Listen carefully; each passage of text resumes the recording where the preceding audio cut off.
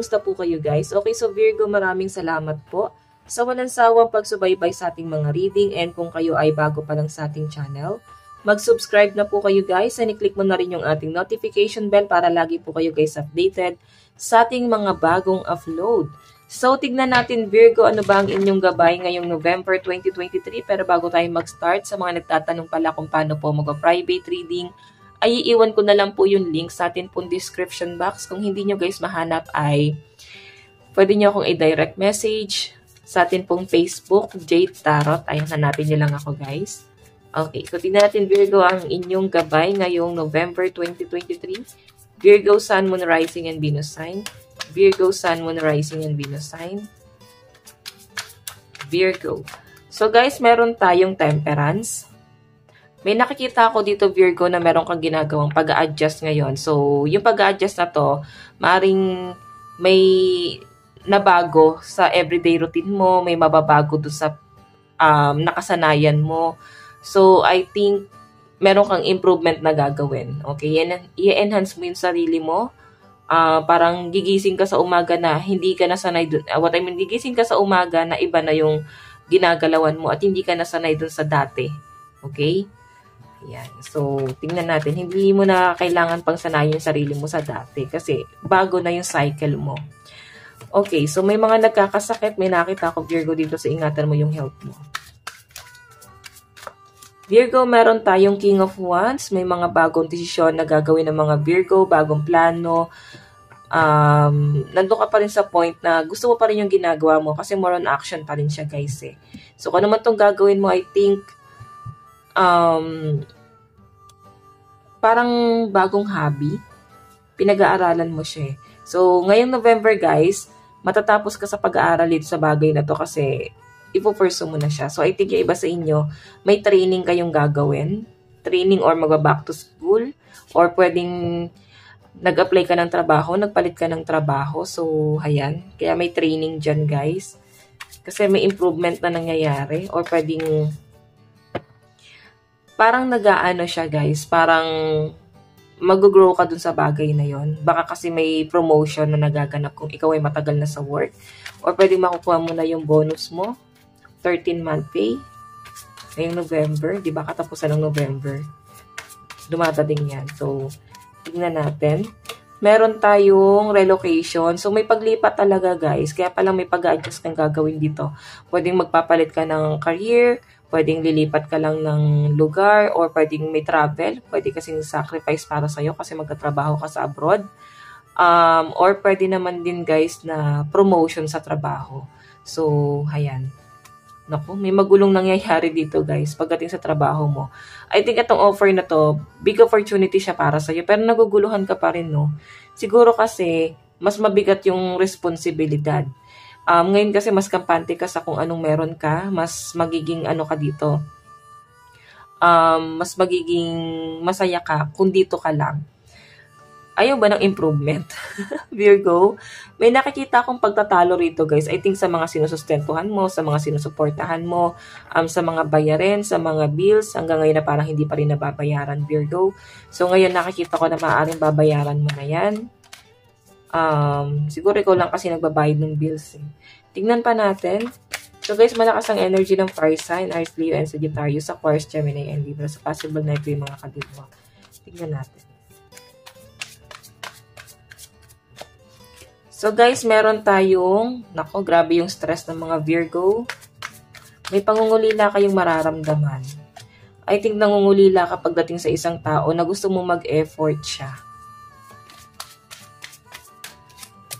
Okay, galit siya sa'yo eh. Okay, I think meron kang isang tao rito na nakaalitan. Pwedeng karelasyon mo yan or pwedeng may mutual, connection. May mutual feelings, no? So, sa nakikita ko dito, Virgo, hindi kayo nagkaintindihan itong taong to, guys. May pagkakamali lang ako nakikita rito na maaaring hindi naman sinasadya. So, I think hindi kayo nagkaintindihan.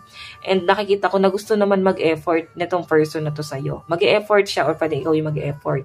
Pero yun nga, guys, parang kahit mag-effort, parang i-blame ka pa rin ng taong to. Ibabato niya pa rin sa'yo yung mga masasakit na nangyari.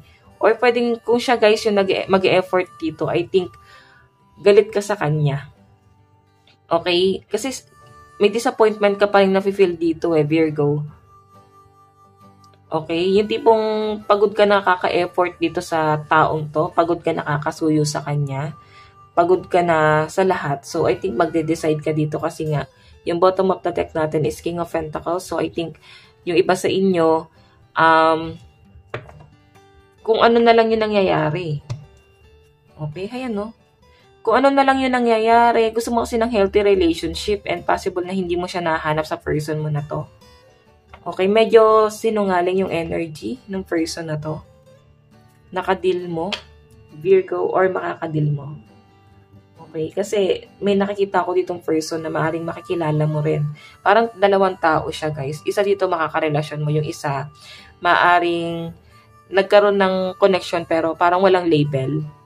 Okay, so pwedeng ikaw tong galit or siya tong galit sa'yo. Dalawang tao, guys yung tipong i-blame ka pa rin sa kabila ng mga sacrifice mo. Okay, so tignan natin love advice. Ayan, malakas din ang energy ng mga Capricorn, Taurus, and Virgo. Pero mas marami ang air sign. Aquarius, Gemini, and Libra. So, siguro kailangan i-settle, no? Mag-e-effort kasi pero parang may pagtatalo pa rin. So, parang mas pipiliin na lang manahimik kaysa mag-effort, kaysa makipag-usap kasi nandun pa rin sa point na may pagtatalo, may pag-aaway. Ayan, di magkakasundo. Tingnan natin. Love advice, meron tayong intense, di ba? Kakasabi ko lang, guys. Grabe yung pagtatalo nyo, guys. Grabe yung pag-aaway. And grabe, tumatak din sa'yo. Tumatak sa isip mo, sa puso mo, yung mga nangyari, no? Yung outcome. So, nakita ko na maayos nyo pa siya. Lalo na kung mag-effort siya. Yun nga lang, guys, meron po nakikipagpataasan ng pride dito. So, paano siya maayos kung hanggang ngayon galit pa rin? Okay? Pero may tendency, may chance na maayos siya. Kung alam mo yon, kung ibababa nung isa yung pride niya. Tignan natin.